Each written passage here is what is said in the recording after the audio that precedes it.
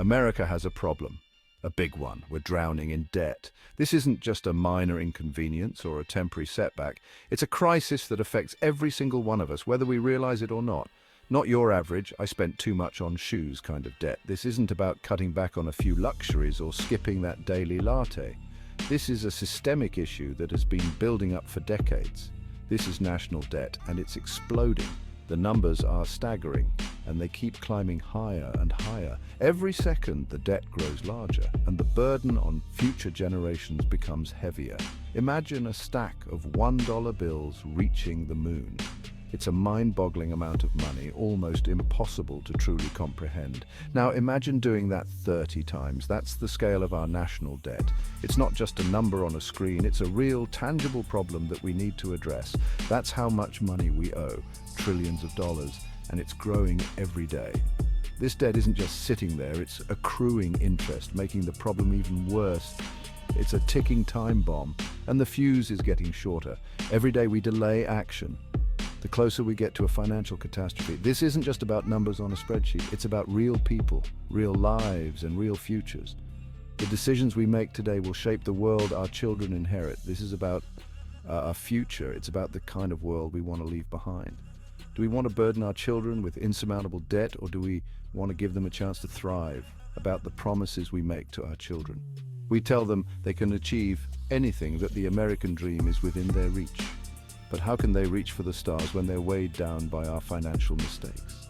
It's about the American dream, and right now, that dream is at risk. The very foundation of our nation is built on the promise of opportunity and prosperity. But that foundation is cracking under the weight of our debt. We need to wake up, smell the coffee, and realize the gravity of this situation. It's not too late to change course, but we need to act now.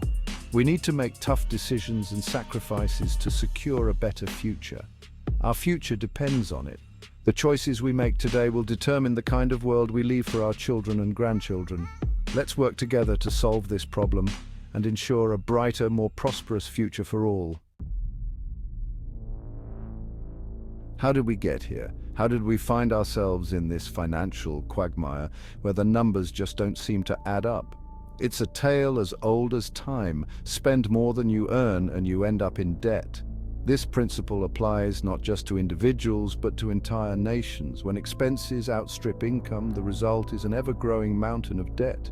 Our government has been on a spending spree for decades, racking up trillions in debt. The reasons are manifold and complex, but at the core, it's about priorities and choices. We've chosen to invest heavily in various sectors, often without a clear plan for how to pay for it all. Wars, tax cuts, healthcare, all of it costs money, and we've been borrowing like there's no tomorrow. The costs of military engagements, the need to provide healthcare to millions, and the desire to stimulate the economy through tax cuts have all added to the financial burden. But here's the kicker. It's not just about spending, it's also about revenue. The money coming in is just as important as the money going out. If the revenue streams are insufficient, the debt will continue to grow. We're not bringing in enough money to cover our expenses. The revenue shortfall is a significant part of the problem. When the income doesn't match the outflow, the gap has to be filled somehow, and that usually means more borrowing. Tax cuts, loopholes, and a complex tax code have all contributed to this shortfall. The tax system is riddled with complexities and inefficiencies that allow for revenue to slip through the cracks. Tax cuts, while popular, reduce the amount of money the government has to work with. It's like trying to fill a bathtub with a leaky faucet. No matter how much water you pour in, you'll never fill it up. The leaks in our financial system need to be addressed if we ever hope to get out of this cycle of debt. We need comprehensive reforms that tackle both spending and revenue, ensuring that we can sustain our financial commitments without constantly borrowing more. The path forward requires tough decisions and a willingness to confront the hard truths about our financial practices. It's not an easy road, but with the right policies and a commitment to change, we can start to turn things around. The question remains, are we ready to make those changes? Let's talk numbers, folks. The numbers that define the financial health of our nation. Brace yourselves because this isn't pretty. The reality is more alarming than most people realize. As of 2024, the US national debt stands at a staggering $35 trillion. That's 35 trillion. A figure so immense it's almost beyond comprehension. It's a number so big, it's hard to even comprehend. Imagine trying to count to 35 trillion. It would take you over 1,000,000 years if you counted one number per second. To put it in perspective, that's roughly $106,000 for every man, woman, and child in America. Think about that for a moment. Every newborn baby, every senior citizen, every working adult, each one would owe this amount if the debt were divided equally. And it's not just the raw number that's terrifying, it's the trajectory. The debt isn't just sitting there, it's growing, and it's growing fast. The debt is growing faster than our economy. Our GDP isn't keeping pace, which means we're sinking deeper into a financial quagmire. It's like we're on a runaway train and no one's at the controls. The speed at which our debt is increasing is unsustainable. We can't keep kicking this can down the road. Every delay in addressing this issue only makes the problem worse. Sooner or later, we're going to hit a wall. And when we do, the consequences could be catastrophic. We could face severe economic downturns, higher taxes, and reduced public services. History has shown us what happens when debt spirals out of control. The Great Depression, the financial crisis of 2008. These events serve as stark reminders. It's crucial that our policymakers take this issue seriously. We need comprehensive strategies to manage and reduce our national debt. Investing in sustainable growth, such as renewable energy, infrastructure, and education, can help boost our economy and manage our debt more effectively. It's not just a government issue, it's a collective responsibility. Communities, businesses, and individuals all have a role to play in ensuring a stable financial future. By working together, we can turn this around. It's a daunting challenge, but it's not insurmountable. With the right actions, we can secure a prosperous future for generations to come. The time to act is now. Let's not wait until it's too late. Together, we can build a stronger, more resilient America. So, what's driving this debt tsunami? It's a perfect storm of factors. Let's start with the obvious, government spending. We've been engaged in costly wars, provided generous tax cuts, and expanded entitlement programs. All of these things cost money, and we've been borrowing heavily to pay for them. But it's not just about spending more, it's also about taking in less. Our tax system is riddled with loopholes and deductions, allowing corporations and wealthy individuals to avoid paying their fair share. This creates a revenue shortfall, forcing the government to borrow even more. It's a vicious cycle.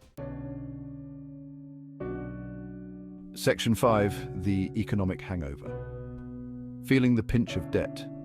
Think this debt crisis doesn't affect you? Think again. This mountain of debt has real-world consequences, and we're already starting to feel the pinch.